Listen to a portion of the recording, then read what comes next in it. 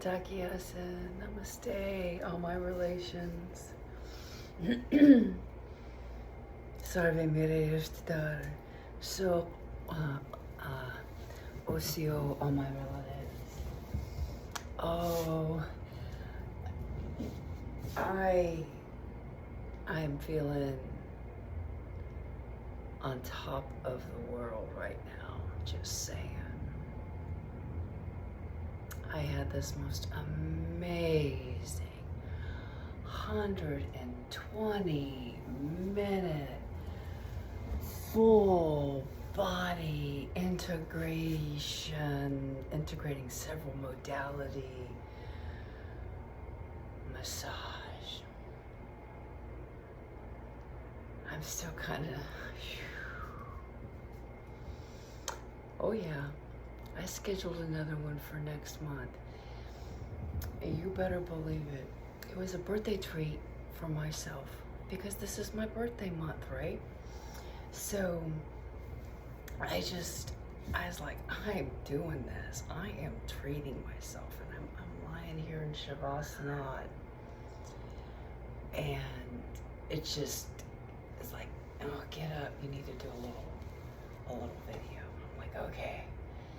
Anyway, I started going down this like little thing about, like, wow, I am just so grateful and just so appreciative of myself, of my spirit family, of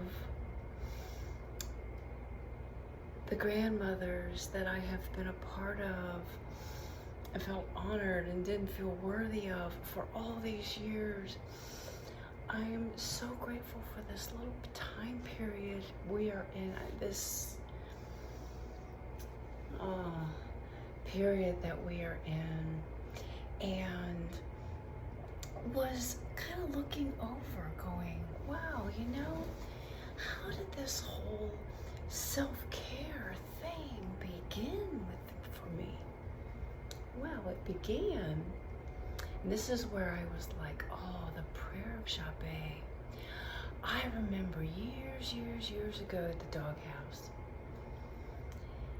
and where I was really in conflict with myself, and I was on a whole different path. And I remember falling in love with this song. I think it was by Mercy Me, Prayer of Jabez. And, the Prayer of Jabez, and open my eyes and help me to see maybe the reason is me. And I had a stepson at the time. I had a husband and stepson, and at that time, the stepson and I, we were buds, and we were going down to Kentucky, and as I was connecting with my Kentucky roots, I remember when I found my arrowhead next to us with another sister. We both found our arrowheads on that trip. Anyway, so there was this black vulture lying on one of the boulders in this perfect repose, And I remember my stepson asking, what do we do? And I says, we need to put it in the flow together. Now, where this came from in me, I don't know. I mean, to this day, I'm like, wow, in that state that I was in, where did that come through from? Anyway, so he takes a wing and I take a wing, and we do this one. We offer a prayer, and because we sang the Prayer of Jabez together with many times. He loved it too. And so we offer a prayer, and we do the 1, 2, 3, and we release it into the flow of the Cumberland River. Well, I remember after that, the spiral began. Here's this prayer, but the destruction had to come first. I had to be taken to my knees. And that happened. And so, also at the time, I don't remember how soon after that, was gifted by my husband and family the LASIK surgery. I'm like, wow. Actually, I think that happened after I woke up. Yes. Okay, so Vulture, by the way, which I had no clue about at the time. This was later, after I stepped onto my spiritual path and I started really delving into myself and so forth, after all of the suicides attempts and getting clean and sober and really stepping onto my spiritual path, connecting with my native roots, etc., etc., etc. This is when I learned later Vulture, and I remembered that moment then. Vulture being, this was a black vulture. Had never known, I didn't even know black vultures existed at that time. And I remember Michael asking, why doesn't he have a red head? And I said, I don't know, maybe it's a different kind of vulture, or a young one, or I don't know. But the black vulture represents the death without dying, where black vulture is that transforms death and usually represent, they cannot eat anything unless it's been dead and ripped open already. They're the cleaners. So that's the red-headed vulture. So in other words, death. Death, making that transition back to our home, our source. The black vulture with the black head is smaller than them, can withstand more temperature extremes than the black vulture. And if there's nothing for it to eat that's already dead, it'll take things that are alive. So it can rip things open. It has the capacity. So it's a little more crow-like, you could say. It's kind of like that in between. Anyway, so black vulture is that death without dying. Well, that took place. There were a lot of deaths without dying. There were a few times where I've during my spiritual path, and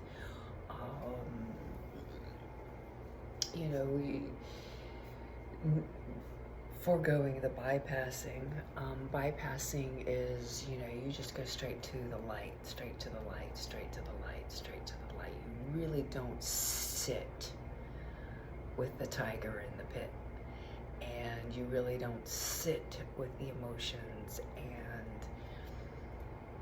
really fully see and make friends with the shadows that we have.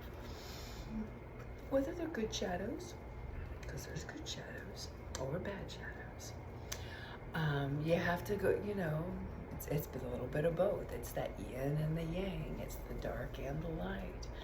It's the integrating all parts of yourself where you can really be peaceful without stuffing that stuff away and just going straight to the light. So, and this is where you really, really, really can gain some serious compassion and empathy, because you're really feeling these things, and once you have felt them and moved through them, then you can help others. Anyway, so let me get back to my other story. Went off on a tangent there. Anyway, I began noticing, I was laying there, I was like, wow, okay. So then I had my next real big one when I had my divorce, and I kept the doghouse, and I had 1 year to secure it into my name, and a tornado came through, and there was some challenges through that year, but I was like, and testing waters, and I was definitely a joker, having a good old time, and yet staying focused on my spiritual truths and being very, very clear and so forth, and coming back around. And then it was time to go off onto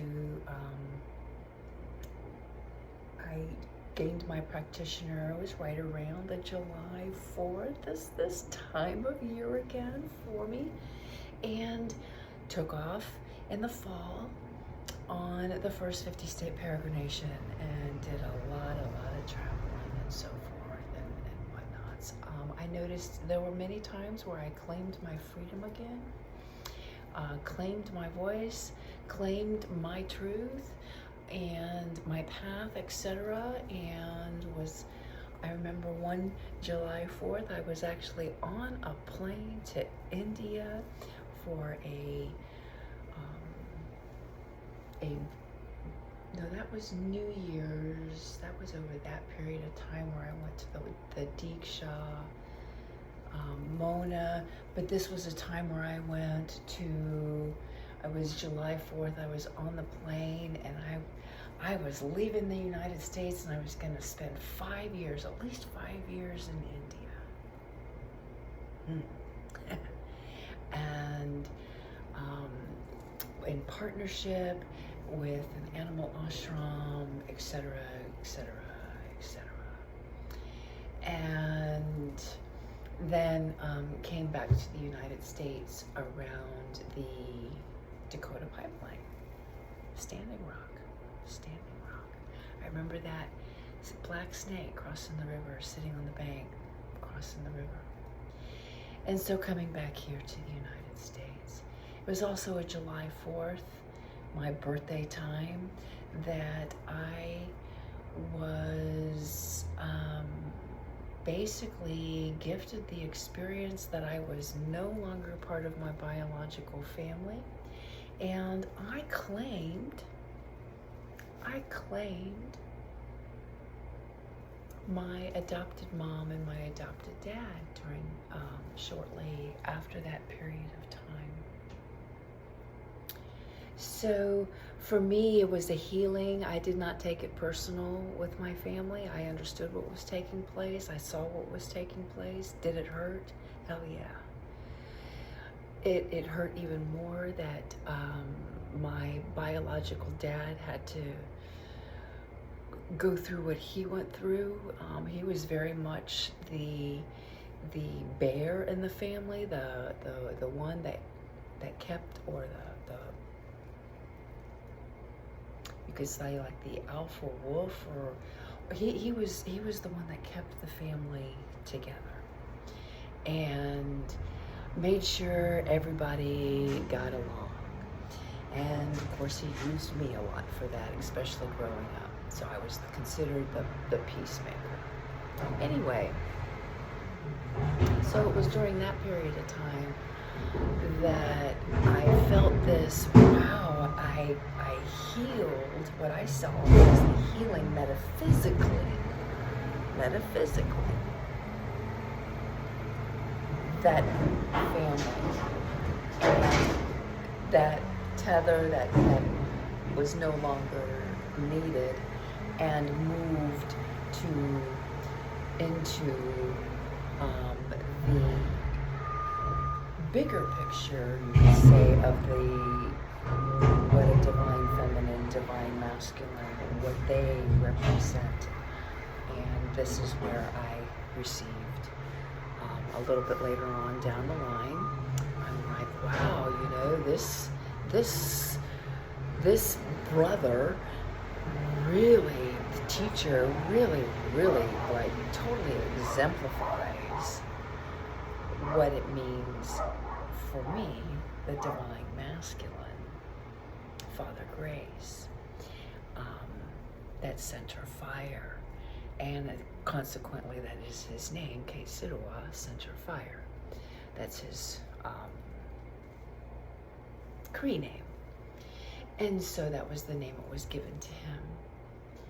And then my adopted mother being this science of mind. She's like the feminine version of an Ernest Holmes, and really exemplifies, and she was my counselor, my prayer partner, my friend for years, from the very beginning of walking into the Centers for Spiritual Living. She watched me transform from this one person to the next, from this very, very masculine Michael side of me to the very, very feminine Ahoan side of me. Of course, she knows me by a different name. And so it's like, wow, okay, you know, of course she asked as well, accepted as well. They said, and both said, we will never, ever replace your biological parents, which I never asked them to. And really, the relationship, because for both, has transformed from the teachers to where they were also friends, to definitely family, definitely friends, and definitely a figure, you could say, that I know I can call on. But that takes me, okay, so let me swarm. I went off on another little side story. So I'll swarm this right back around to here we are later on down the line, and birthday month wise, I left and graduated, so to speak, and turned the Camp Silver, Silver Linings, the houseless shelter that I was working and helped set up, volunteered at, and that was pretty much, I turned that, and I stepped back where this was during COVID, and we were all being asked, let's go inside. So it was like my biological family and my ex-husband, who happened to, in this form, happened to be a beautiful, electrifying mixture. I always wanted one of those relationships where when you touched fingers or you touched, you know, there was like this psst, electricity.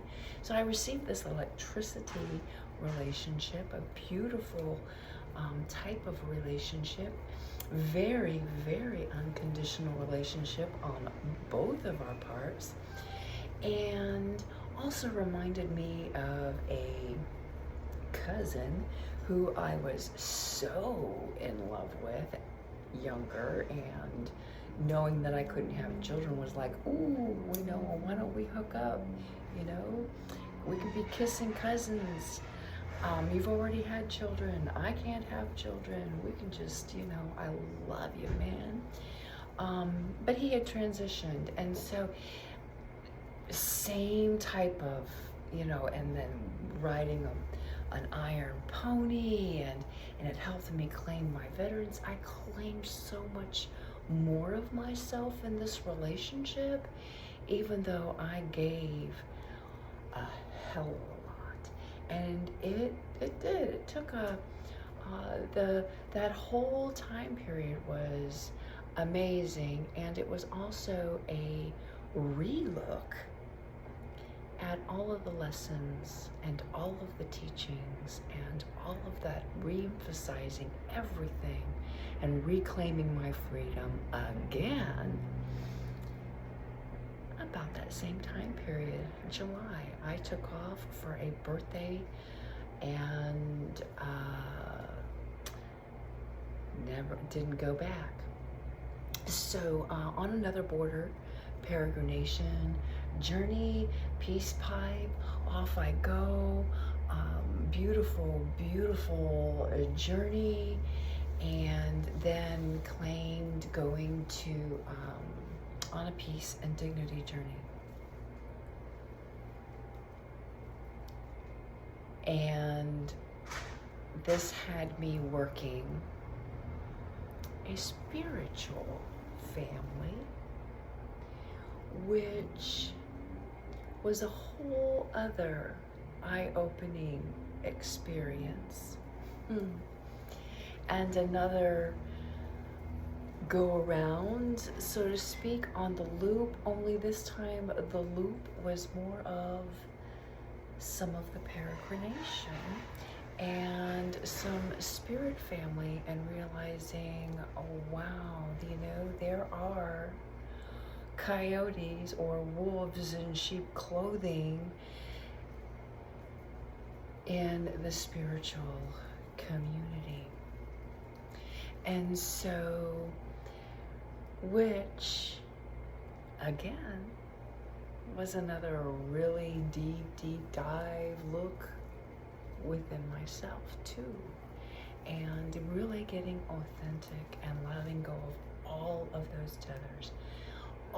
those tethers, and coming back once again to that authentic place, clear of all of those external energies, pulls, forces, things that, oh, you should be doing this, you should be doing that, you need to do it this way, you need to do it that way. Well, yes, I'm Cherokee, but I'm not Cherokee. Yes, I'm Roma Gypsy, but I'm not Roma Gypsy. Yes, I'm San Bushman, but I'm not San Bushman. And yes, I'm Dutch, but I'm not Dutch. Yes, I'm Irish, but I'm not Irish. Yes, I'm English, but I'm not English. Yes, I'm German, but I'm not German. Yes, I have some Aboriginal Australia in me, but I'm not Aboriginal Australia either. I am me. I am a mixture of all of them. Beautiful. And yes, I've gotten to learn and integrate all of these different cultures. But you know what? In the end, we're human beings, we're earthlings, we're animals. And animals take care of each other. Yes, an animal will volunteer itself to feed another. It volunteers to feed another. And that other only takes what is absolutely necessary, and then it feeds many, many others, including the vultures and the crows and the ravens and all the other animals and the microbes and the bacteria. And it provides clothing and all of those different kinds of things. They do volunteer, and they live happily, free, dignified, and loved. Until they do so. Free to be who they are. And that, and living close to the mother, and that is all that really any of us want. We just want peace. We just want to live, love, and be free, in dignity, in peace, and in harmony. So, anyway, I'm all the way back around, integrating all of that, and Lindsay, okay, letting all of that go, claiming my veteran status, claiming me, without all the other BS, without all the other stuff. And it's just me and my little dog. And I remember seeing that once. I remember seeing that once. This may not be in a cave in the side of a mountain, but it's my own little beautiful little cave inside an area where I'm safe. I've got all my needs are met, and it's just me and my little dog, and we pray and we work and we do our thing, we do our art, we do whatever is coming, whatever is necessary in the moment, whatever feels really good, and self-care. And then I can be free to come and go out of my cave, and when Spirit says, hey, go over here and do this ceremony, hey, go over here and do this, hey, go over there and do that, hey, go over here and do that, I can do that. Or I can say, you know what, I'm going to pray on this, and I am going to know and send the energy that direction, and know that the part of Spirit that needs to really work that is working it, and they have everything that they need, because there is absolutely no doubt, prayer works. Good prayer works. That's the bison. That's the buffalo. Abundance through right prayer. Does that mean you have to actually physically show up with your hands and feet? No. That means that being, prayer is a doing, sends the vibrations and the energies and focus to that area to provide and manifest what is necessary and needed for the highest good of all animals. So, yeah, there's something to that. But the more you can stay in your self-care vibration, what feels really good, especially now that I have elevated this for myself in a different level, like a really fucking wonderful 120-minute massage with no ties attached. Just an appreciation of each other, sharing space. She gets to do what she loves, and she gets 120 minutes and does it rushed. I get to benefit 120 minutes of receiving some intense energy and knowing that she is receiving that same energy because it's moving through her to me. It's reciprocation. And she gets to benefit, I get to benefit, everybody gets to benefit. And because I'm doing that self-care, because things have elevated into this different level space where things can really hone in and focus, yeah, I can be of better service. And we each do that. Holy freaking mackerel. Doing and giving what we love. Holy freaking mackerel. So yeah, I say, bring on the golden sanctuary. Bring on this eighth world. Bring on this next space. Let the old world freaking crumble. Hey. Because, yeah.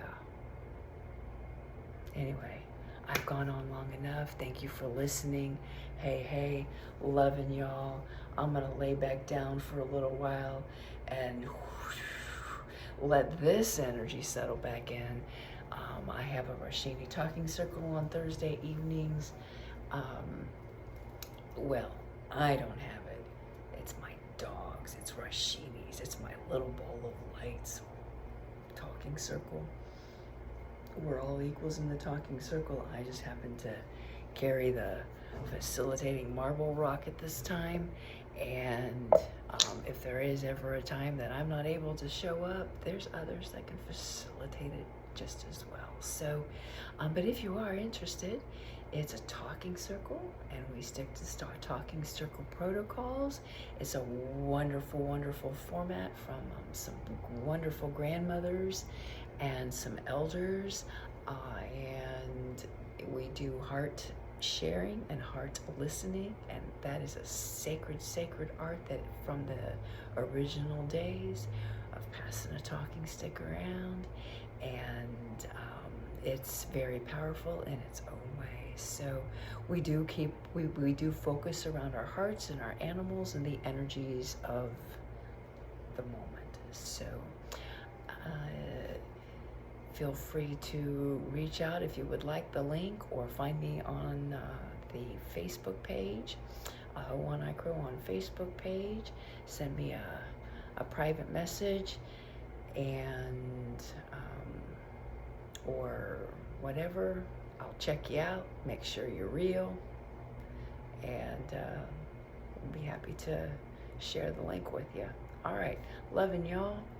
Peace, dignity, freedom equals love, authentic love. And as a sister would say, that I definitely admire her perseverance. I fucking love ya. Yeah, that's what we're